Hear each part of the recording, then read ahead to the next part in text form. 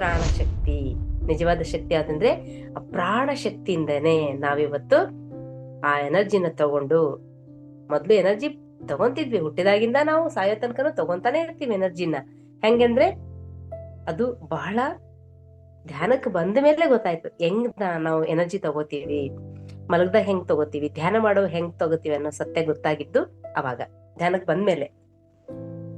ನೋಡ್ರಿ, ಈ ಒಂದು ಪ್ರಾಣಶಕ್ತಿಗೆ, ಈ ಪ್ರಾಣಶಕ್ತಿ ಅಂತ ಒಂದು ಪುಸ್ತಕನೇ ಇದೆ ರೀ.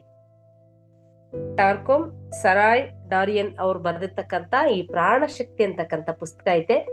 ದಯವಿಟ್ಟು ಪ್ರಾಣಶಕ್ತಿ ಇದು ಹೆಂಗಂದ್ರೆ ಇಂಗ್ಲಿಷ್ ಟು ಕನ್ನಡ ಬಂದಿರೋದ್ರಿಂದ ಸ್ವಲ್ಪ ಅರ್ಥ ಮಾಡ್ಕೊಳ್ಳೋದು ಕಷ್ಟ. ಇವನ್ನೆಲ್ಲ ಒಂದ್ 2-3 ಸಲ ಓದ್ಬೇಕು, ಓದಿದ್ರೆ ಚೆನ್ನಾಗ್ ಅರ್ಥ ಆಗತ್ತೆ. ಇದ್ರಲ್ಲಿ ಒಂದ್ ಚಾಪ್ಟರ್ ಇದೆ ರೀ ಪ್ರಾಣಶಕ್ತಿ ಬಗ್ಗೆ. ಬಟ್ ಇದನ್ನ ತಗೊಂಡ್ ಬಂದು ಇಡೋದಕ್ಕಿಂತ ನಮಗೆ ದಿನನಿತ್ಯ ಜೀವನದಲ್ಲಿ ಎಷ್ಟು ಯೂಸ್ ಆಗುತ್ತ, ಹೆಂಗ್ ನಾವ್ ಅದನ್ನ ತಗೋಬೇಕು, ಹೆಂಗ ಬಳಸ್ಕೋಬೇಕು, ಇಷ್ಟನ್ನ ತಿಳ್ಕೊಂಡ್ರೆ ಸಾಕು ಅನ್ನೋ ದೃಷ್ಟಿಯಿಂದ ನಾನು ಅದನ್ನ ಕಂಪ್ಲೀಟ್ ಮಿನಿಮೈಸ್ ಮಾಡಿ, ಆ ಒಂದು ಚಾಪ್ಟರ್ನ ಮಿನಿಮೈಸ್ ಮಾಡಿ ಮತ್ತು ನನ್ನ ಸ್ವಂತ ಅನುಭವ ಜ್ಞಾನ ಅಂತ ಹೇಳ್ತಾರಲ್ಲ, ಅಲ್ಲಿಂದ ಎಲ್ಲವನ್ನ ಒಂದಿಷ್ಟು ಕಲೆಕ್ಟ್ ಮಾಡಿ ಈ ದಿನ ಇಲ್ಲಿ ಒಂದಿಷ್ಟು ವಿಷಯಗಳನ್ನ ಚರ್ಚೆ ಮಾಡ್ಲಿಕ್ಕೆ ತಗೊಂಡ್ ಬಂದೀನಿ. ಈ ಪ್ರಾಣಶಕ್ತಿಗೆ ಅಡ್ಡಿ ಆತಂಕ ಮಾಡ್ತಕ್ಕಂಥ ಯಾವ ಶಕ್ತಿಗಳು ಈ ಸೃಷ್ಟಿಯಲ್ಲಿಲ್ಲ.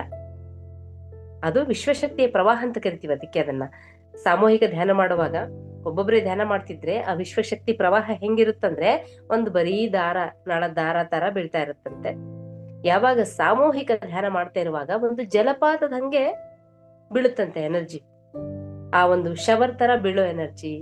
ಕೆಲವರಿಗೆ ಓಪನ್ ಐಸ್ ಇಂದ ಎನರ್ಜಿ ಕಾಣ್ತಾ ಇರುತ್ತೆ, ಚಕ್ ಚಕ್ ಚಕ್ ಚಕ್ ಚಕ್ ಚಕ್ ಚಕ್ ಓಡಾಡೋದೆಲ್ಲ ಕಾಣಿಸ್ತಾ ಇರುತ್ತೆ. ಎಲ್ಲವೂ ಕೂಡ ಎನರ್ಜಿ. ಕೆಲವರಿಗೆ ಎನರ್ಜಿ ಬಾಲ್ಸೇ ಕಾಣುತ್ತೆ ಓಪನ್ ಐಸ್. ಬೇರೆ ಐಸ್ ಇಂದ ಅಂದ್ರೆ ಬರಿಗಣ್ಣಿನಿಂದ ಆ ಎನರ್ಜಿಯ ಬಾಲ್ಸ್ ಬೀಳೋದು ಕೂಡ ಕಾಣಿಸುತ್ತಂತೆ. ಬಹಳ ಇದು ಸತ್ಯ. ಯಾಕಂದ್ರೆ ಎನರ್ಜಿ ಹಿಂಗ್ ಬೀಳ್ತಾ ಇರುತ್ತೆ, ನಾವು ತಗೊಳ್ಳೋದು ಅದಕ್ಕೊಂದು ವೇ ಐತೆ. ಅದನ್ನ ಪತ್ರಿ ಸರ್ ಅವರು ಧ್ಯಾನದ ಮೂಲಕ ಹೇಗ್ ತಗೋಬಹುದು. ಹಿಂದಕ್ಕೆಲ್ಲ ಇತ್ತು, ಎಷ್ಟೋ ಸಾವಿರಾರು ವರ್ಷದ ಹಿಂದೆನೂ ಧ್ಯಾನ ಇತ್ತು. ಸಾವಿರಾರು ವರ್ಷದ ಹಿಂದೆ ಕೂಡ ಪಿರಮಿಡ್ ಇತ್ತು. ಸಾವಿರಾರು ವರ್ಷದ ಹಿಂದೆ ಯೋಗಿಗಳು, ಋಷಿಮುನಿಗಳು ಎಲ್ಲರೂ ಬಂದ್ರು ಹೋದ್ರು, ಹೇಳ್ಕೊಟ್ರು, ಕಳುವು ಮಾಡ್ಬೇಡ್ರಪ್ಪ, ಸುಳ್ಳು ಹೇಳ್ಬೇಡ್ರಪ್ಪ, ಏನ್ ಮಾಡ್ಬೇಡ್ರಪ್ಪ, ಈ ತರ ಇರ್ರಿ ಅಂತಂದ ಹೇಳಿ ಹೋದ್ರು. ಆದ್ರೆ ಅದನ್ನ ಪ್ರಾಕ್ಟಿಕಲ್ ಆಗಿ ಬೇಕಲ್ಲ. ಪ್ರಾಕ್ಟಿಕಲ್ ಆಗಿ ಮಾಡ್ಲಿಕ್ಕೆ ಪಿತಾಮಹ ಪತ್ರಿಜಿಯವ್ರು ಏನ್ ಮಾಡಿದ್ರು, the secret of pyramid power ಅಂತಕ್ಕಂಥ ಪುಸ್ತಕವನ್ನು ಓದಿದ್ರು. ಆ ಎನರ್ಜಿ ಬಗ್ಗೆ, ಆ ಪಿರಮಿಡ್ ಪವರ್, ಆ ಎನರ್ಜಿ ಬಗ್ಗೆ ರಿಸರ್ಚ್ ಮಾಡಿದ್ರು. ಪ್ರಯೋಗಗಳನ್ನ ಮಾಡಿ ಪಿರಮಿಡ್ ಅನ್ನ ಮತ್ತು ಧ್ಯಾನವನ್ನ ಕೋಆರ್ಡಿನೇಷನ್ ಮಾಡಿದ್ರು. ಅವಾಗ ಪಿರಮಿಡ್ ಧ್ಯಾನ ಅಂದ್ರೆ ಏನಪ್ಪಾ, ಕೆಲವರಿಗೆಲ್ಲ ಮೊದ್ಲು ನಾವು 2010-11 ಸಮಯದಲ್ಲಿ ಧ್ಯಾನ ಅಂತ ಹೇಳಕ್ ಹೋದಾಗ ಏನಿದು ಪಿರಮಿಡ್ ಧ್ಯಾನ, ನಿಮ್ದೇನ್ ಸ್ಪೆಷಲ್ ಅಂತ ಕೇಳ್ತಿದ್ರು. ಸ್ಪೆಷಲ್ ಏನು ಇಲ್ರಿ. ಇಲ್ಲೇ ಪಿರಮಿಡ್ ಕೆಳಗಡೆ ಅಥವಾ ಪಿರಮಿಡ್ ಒಳಗಡೆ ಕುತ್ಕೊಂಡ್ ಮಾಡೋದು ಪಿರಮಿಡ್ ಧ್ಯಾನ. ಸಿಂಪಲ್. ಅದಕ್ಕೇನೋ ಬೇರೆ ಅರ್ಥ ಕಲ್ಪಿಸ್ಬೇಕಾಗಿಲ್ಲ ಅಂತ ಅವ್ರಿಗೆ ಎಲ್ಲ ತಿಳಿಸಿ ಹೇಳಿ, ಪಿರಮಿಡ್ಗಳನ್ನ ತೋರಿಸಿ, ಕೊನೆಗೆ ನನ್ನ ಹಿಂದೆ ಕಾಣ್ತಾ ಇದೆಯಲ್ಲ ಶ್ರೀ ಅಖಿಲ ಪಿರಮಿಡ್ ಧ್ಯಾನ ಕೇಂದ್ರ 21/21, ಈ ತರದ ಪಿರಮಿಡ್ಗಳೆಲ್ಲ ಈಗ ಇಡೀ ಜಗತ್ತಿನ ತುಂಬಾ, ನನ್ನ ಜಿಲ್ಲೆ ತುಂಬಾ, ಊರಿನ ತುಂಬಾ ಪಿರಮಿಡ್ಗಳಾಗ್ತಾ ಇದಾವ. ಈ ಶಕ್ತಿ, ಈ ಪ್ರಾಣ ಶಕ್ತಿಯನ್ನ ಪಡಿತಕ್ಕಂತ ಬಗೆ ಹೆಂಗೆ? ಪ್ರಾಣಶಕ್ತಿಯನ್ನು ತಗೊಂತೀವಿ. ಹೆಂಗ್ ತಗೊಂತೀವಿ? ನಿದ್ದೆ ಮಾಡೋ ಹೊತ್ನ್ಯಾಗ ನಾವ್ ನೋಡ್ರಿ 6-8 ತಾಸು ನಿದ್ದೆ ಮಾಡ್ಬೋದು.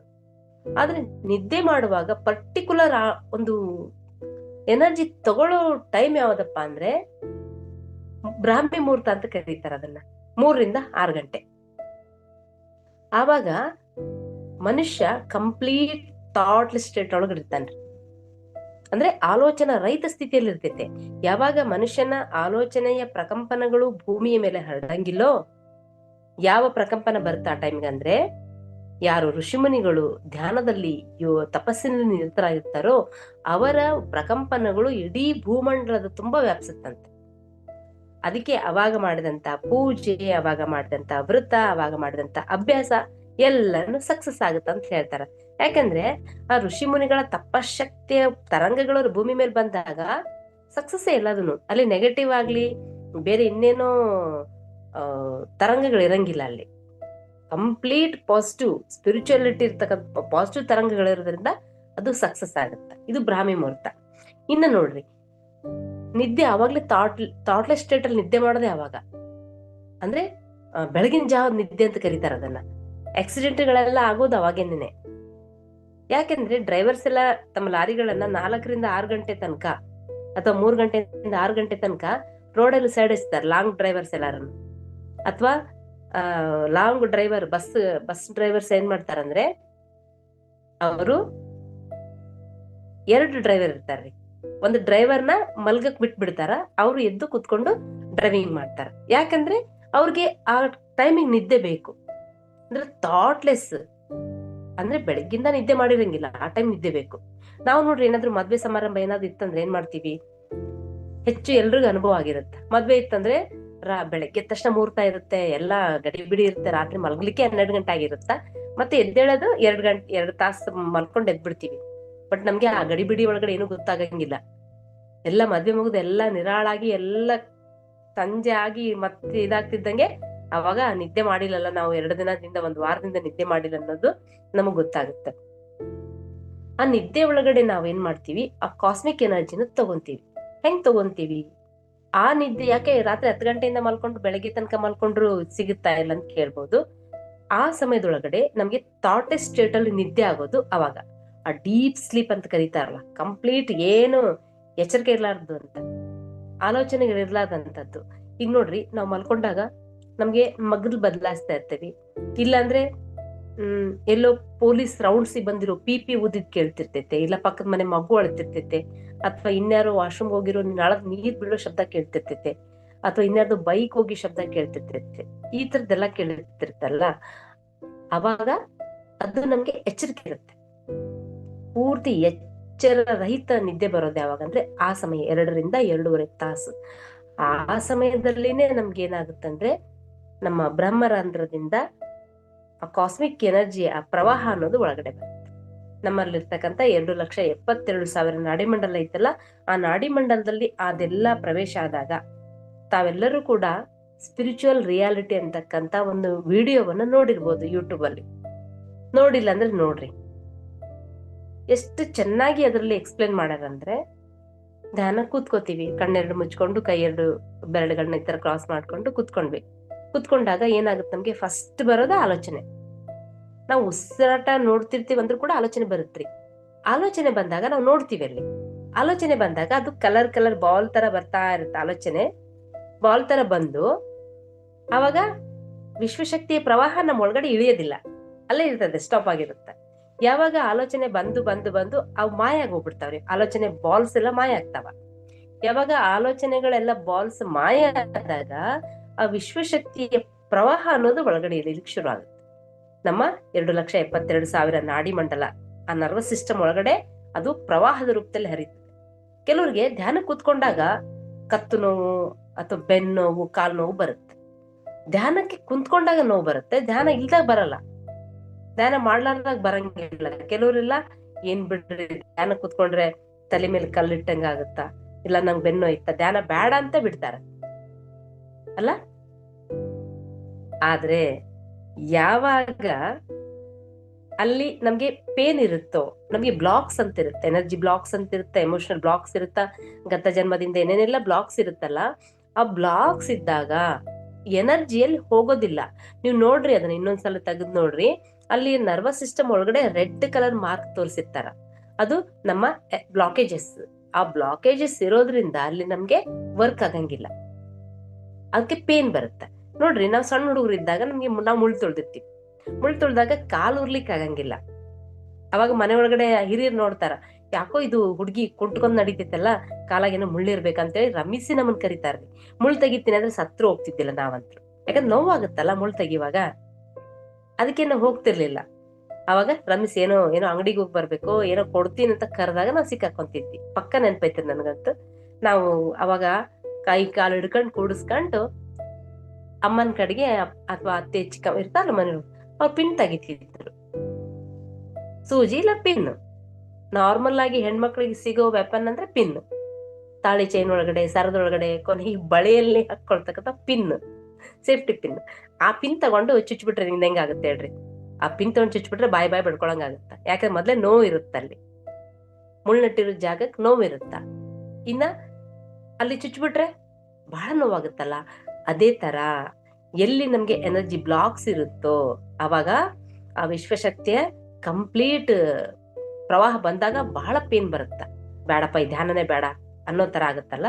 ಆದ್ರೆ ಯಾವಾಗ ಅದು ಕ್ಲಿಯರ್ ಆಗುತ್ತೋ, ಮುಳ್ಳು ಯಾವಾಗ ಹೊರಗಡೆ ಬರುತ್ತೋ, ಹೊರಗಡೆ ಬಂದ್ಮೇಲೆ ಆರಾಮಾಗಿ ನಾವು ಕಾಲು ಊರ್ಕೊಂಡು ಓಡಾಡ್ಬೋದು. ಇದನ್ನ ನಾವು ಇಲ್ಲಿಗೆ ಅಪ್ಲೈ ಮಾಡ್ಕೊಂಡಾಗ ಸ್ವಲ್ಪ ಆ ನೋವನ್ನ ಸಹಿಸ್ಕೊಂಡು ಧ್ಯಾನ ಕೂತ್ಕೊಂಡಾಗ ಬರ್ತಕ್ಕಂಥ ತಲೆ ಭಾರ ಆಗಿರ್ಬೋದು, ಅಥವಾ ವಿಪರೀತ ಬೆನ್ನೋವಾಗಿರ್ಬೋದು, ಕಾಲ್ ನೋವಾಗಿ, ಬಾಡಿ ಪೇನ್ ಬರುತ್ತೆ ಕೆಲವು ಸಲ. ಯಾರಾದ್ರೂ ವಿಪಶನಕ್ಕೆ ಹೋಗಿದ್ರೆ ನೆನ್ಪ್ ಮಾಡ್ಕೊಡ್ರಿ. ವಿಪಶನ್ ಹೋಗಿದ್ರೆ ಅಲ್ಲಿ ಒಂದು 10 hours ಮೆಡಿಟೇಷನ್ ಆಗುತ್ತಾ. ವಿಪಶನಕ್ಕೆ ಹೋದಾಗ ಏನಾಗುತ್ತೆ, ಇದನ್ನ ನಾನು ಅನುಭವಿಸಿದ್ದೀನಿ. ಯಾವಾಗ ನಾವು ಆ ಪೇನ್ ಅನ್ನ ಸಹಿಸ್ಕೊಂಡು ಆರಾಮಾಗಿ ಕೂಡ್ತೀವೋ, ಅದಕ್ಕೆ ಪತ್ರಿ ಸರ್ ಹೇಳಿದ್ದು ಸಮಯವೇ ಸಾಧನ, ಸಹನೆಯೇ ಪ್ರಗತಿ ಅಂತ ಹೇಳಿದ್ರು. ಸಹನೆ ಅಂದ್ರೆ ನಾವು ಅದೇನಾಗ್ತಾ ಇದೆಯೋ ಅದನ್ನ ತಡ್ಕೊಂಡು ನಾವು ಕೂಡ್ತೀವಿ ಅಂದಾಗ ಅಲ್ಲಿ ನಮ್ದು ಪ್ರೋಗ್ರೆಸ್ ಇರುತ್ತ. ನಾವ್ ಯಾವಾಗ ಧ್ಯಾನಕ್ಕೆ ಸಮಯವನ್ನು ಕೊಡ್ತಾ ಇದ್ದೀವಿ ಅಲ್ಲಿ ನಮ್ದು ಸಾಧನೆ ನಡೀತಾ ಇರುತ್ತ. ಸಹನೆ ಪ್ರಗತಿ ಅಂತ ಹೇಳಿದ್ದೆ ಈ ಕಾರಣದಿಂದ. ಆ ಸಹನೆ ತಗೊಂಡ್ ಕುತ್ಕೊಂಡಾಗ ಅಲ್ಲಿ ಎನರ್ಜಿ ಬ್ಲಾಕ್ಸ್ ಎಲ್ಲ ಕ್ಲಿಯರ್ ಆಗಿ, ನೀವು ನೋಡ್ರಿ ಅದನ್ನ, ಯಾವಾಗ ಎನರ್ಜಿ ಬ್ಲಾಕ್ಸ್ ಕ್ಲಿಯರ್ ಆಗಿ ಎಲ್ಲ ಇಡೀ ರೊಟೀನ್ ಆಗುತ್ತ್ರಿ ಬಾಡಿ ಒಳಗಡೆ ಎಲ್ಲ ಕಾಸ್ಮಿಕ್ ಎನರ್ಜಿ ಪ್ರವಾಹ ಓಡಾಡ್ತಿರುತ್ತಲ್ಲ, ಆವಾಗ ನಿಧಾನಕ್ಕೆ ಪ್ರಾಣಶಕ್ತಿ ತುಂಬಿಕೊಳ್ಳುತ್ತೆ ಒಳಗಡೆ. ಪ್ರಾಣಶಕ್ತಿ ತುಂಬಿಕೊಂಡಾಗೇನೆ ಒಳಗಡೆ ಇರ್ತಕ್ಕಂಥ ಆಸ್ಟ್ರಲ್ ಬಾಡಿ ಅನ್ನೋದು ಆಕ್ಟಿವ್ ಆಗುತ್ತ. ಅದು ಸಣ್ಣದು ಗೊಂಬೆ ತರ ಒಂದು ತೋರ್ಸಾ ಇರ್ರಿ ಅದ್ರೊಳಗಡೆ, ನೀವು ನೋಡ್ರಿ. ಅದು ಆರಾಮಾಗಿ ಕೂತ್ಕೊಂಡಿರುತ್ತೆ ಒಳಗಡೆ. ಅದು ಟರ್ನ್ ಆಗ್ಲಿಕ್ಕೆ ಶುರು ಆಗುತ್ತೆ, ಆ ಕಡೆ ಈ ಕಡೆ ತಿರ್ಗಕ್ ಶುರು ಆಗುತ್ತೆ. ಅವಾಗ ಏನಾಗುತ್ತಂದ್ರೆ ನಾವು ಕೂತ್ಕೊಳ್ಳೋವಾಗ ಯಾವ್ದೋ ಒಂದ್ ದಿಕ್ಕಿಗೆ ಕೂತ್ಕೊಂಡಿರ್ತೀವಿ ಮುಖ ಮಾಡ್ಕೊಂಡು.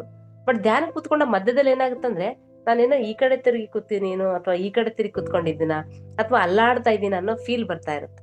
ಯಾಕಂದ್ರೆ ಆ ಒಂದು ಪ್ರಾಣಶಕ್ತಿ ಪ್ರವಾಹ ಅದೆಲ್ಲ ತುಂಬಿಕೊಂಡಾಗ ಏನಾಗುತ್ತಂದ್ರೆ ಒಳಗಡೆ ಇರೋ ಆಸ್ಟ್ರಲ್ ಬಾಡಿ ಆಕ್ಟಿವೇಟ್ ಆಗುತ್ತೆ. ಇವಾಗ ಗಾಡಿ ಮುಂದಕ್ಕೆ ಹೋಗ್ಬೇಕಂದ್ರೆ ಅದಕ್ಕೆ ಪೆಟ್ರೋಲ್ ಅಥವಾ ಡೀಸೆಲ್ ಬೇಕಾಗುತ್ತೆ. ಅದಿಲ್ಲ ಅಂದ್ರೆ ಅದ್ ನಿಂತಲ್ಲೇ ನಿಂತಿರ್ತೈತೆ ಗಾಡಿ. ಯಾವಾಗ ಪೆಟ್ರೋಲ್ ತುಂಬಿಸಿದ್ವಿ ಅಂದ್ರೆ ಎಷ್ಟು ದೂರ ಬೇಕಾದ್ರೂ ಓಡ್ಬೋದಲ್ಲ. ಹಂಗೆ ಈ ಪ್ರಾಣಶಕ್ತಿ ಇರೋದ್ರಿಂದ ನಮ್ಮ ಆ ಒಂದು ಆಸ್ಟ್ರಲ್ ಬಾಡಿಗೆ ಪೆಟ್ರೋಲ್ ಹಾಕಿದಂಗೆ ಅದು ಇನ್ನ ಜರ್ನಿ ಮಾಡ್ಲಿಕ್ಕೆ, ಆಸ್ಟ್ರಲ್ ಟ್ರಾವೆಲ್ ಮಾಡ್ಲಿಕ್ಕೆ ರೆಡಿ ಆಗತ್ರಿ. ಇದು ಪ್ರಾಣಶಕ್ತಿಯ ಒಂದು ಮಹಿಮೆ ಅಂತ ಕರಿಬಹುದು. ನಾವು ನಿದ್ದೆಯಲ್ಲಿ ಅದನ್ನ ತಗೋತೀವಿ ಪ್ರಾಣಶಕ್ತಿಯನ್ನ. ಈಗ ನಾವು ನಿದ್ದೆನ ಒಂದು ಧ್ಯಾನವನ್ನ ಹೆಂಗ್ ಕಂಪೇರ್ ಮಾಡ್ಬೇಕಂದ್ರೆ, 2 ಗ್ಲಾಸ್ ತಗೊಳ್ಳೋನ್ರಿ. 2 ಗ್ಲಾಸ್ ತಗೊಂಡು ಒಂದು ಗ್ಲಾಸನ್ನ ನಿಲ್ಸೋಣ, ಒಂದು ಗ್ಲಾಸನ್ನ ಮಲಗಿಸೋಣ. ನಿಂತಿರೋ ಗ್ಲಾಸ್ ಅಲ್ಲಿ ಕೂಡ ಜ್ಯೂಸೋ ಮಜ್ಜಿಗೆ ಇನ್ನೇನೋ ಹಾಕೋಣ. ಈ ಮಲಗಿರೋ ಗ್ಲಾಸ್ ಅಲ್ಲಿ ಕೂಡ ಹಾಕಣ್ರಿ. ಹಾಕಿದಾಗ ಯಾವ ಗ್ಲಾಸ್ ಅಲ್ಲಿ ಜಾಸ್ತಿ ಕ್ವಾಂಟಿಟಿ ಹಿಡಿತೈತಿ ಅಂದ್ರೆ ನಿಂತ್ಕೊಂಡಿರೋ ಗ್ಲಾಸ್ ಅಂತ ಎಲ್ರಿಗೂ ಗೊತ್ತು. ಮಲಗಿರೋ ಗ್ಲಾಸ್ ಅಲ್ಲಿ ಹಿಡಿತೈತ್ರಿ. ಎಷ್ಟು ಹಿಡಿತೈತೆ? ಸ್ವಲ್ಪ ಪ್ರಮಾಣದ ಹಿಡಿತೈತಿ, ಹೌದಾ? ಅದಕ್ಕೆ ಈ ನಿಂತಿರೋ ಗ್ಲಾಸ್ ಅನ್ನ ಏನಂತ ಕರಿತೀವಿ? ಧ್ಯಾನ ಅಂತ ಕರಿತೀವಿ. ಮಲಗಿರೋ ಗ್ಲಾಸ್ ಅನ್ನ ನಿದ್ದೆ ಅಂತ ಕರಿತೀವಿ. ನಿದ್ದೆಯನ್ನ ಅನ್ಕಾನ್ಶಿಯಸ್ ಮೆಡಿಟೇಷನ್ ಅಂತ ಕರಿತೀವಿ. ಧ್ಯಾನವನ್ನ ಕಾನ್ಶಿಯಸ್ ಸ್ಲೀಪ್ ಅಂತ ಕರಿತೀವಿ. ಎರಡರಲ್ಲಿ ಏನ್ ತಗೋತಾ ಇದೀವಿ? ಆ ವಿಶ್ವಶಕ್ತಿಯ ಪ್ರವಾಹನ ತಗೊಂತೀವಿ. ತಗೊಳ್ಳೋ ಮೆಥಡ್ ಬೇರೆ. ಇಲ್ಲಿ ಕಾನ್ಶಿಯಸ್ ಇಲ್ಲ ನಿದ್ದೆ ಒಳಗಡೆ, ಇಲ್ಲಿ ಕಾನ್ಶಿಯಸ್ ಐತೆ. ಕಾನ್ಶಿಯಸ್ ಅಲ್ಲಿ ಕೂತ್ಕೊಂಡಿದೀವಿ, ಧ್ಯಾನ ಮಾಡ್ತಾ ಇದೀವಿ, ಮ್ಯೂಸಿಕ್ ಕೇಳ್ತಾ ಇದೀವಿ, ಫ್ಯಾನ್ ತಿರುಗ್ತಾ ಇದೆ, ಓಕೆ. ಬಟ್ ಆಲೋಚನೆ ಸ್ಥಿತಿಯಲ್ಲಿ ನಾವು ಕೂತ್ಕೊಂಡಿರ್ತೀವಿ. ಇದು ಪ್ರಾಣಶಕ್ತಿಯನ್ನ ತಗೊಳ್ಳಿಕ್ಕೆ ಒಂದು ಅದ್ಭುತವಾದಂತ ಸಾಧನ. ಒಂದ್ ವೇಳೆ ಪ್ರಾಣಶಕ್ತಿಯನ್ನ ಬಳಸ್ಕೊಳ್ದೆ ಹೋದ್ರೆ ಏನಾಗುತ್ತಪ್ಪ? ಆ ಬರೋ ಪ್ರಾಣಶಕ್ತಿಯನ್ನ ಬಳಸ್ಕೊಂಡಿಲ್ಲ ಅಂದ್ರೆ ಅದು ನಮ್ಮ ನಾಡಿ ಮಂಡಲದ ಒಳಗಡೆ ಏನಾಗುತ್ತಂತೆ, ಒಂದು ಕ್ರಿಸ್ಟಲ್ ತರ ಹರಳ ತರ ಅದು ಕುತ್ಕೊಂಡು ಒಂದು ವಿಷದ ತರ ನಿರ್ಮಾಣ ಆಗುತ್ತಂತ್ರಿ.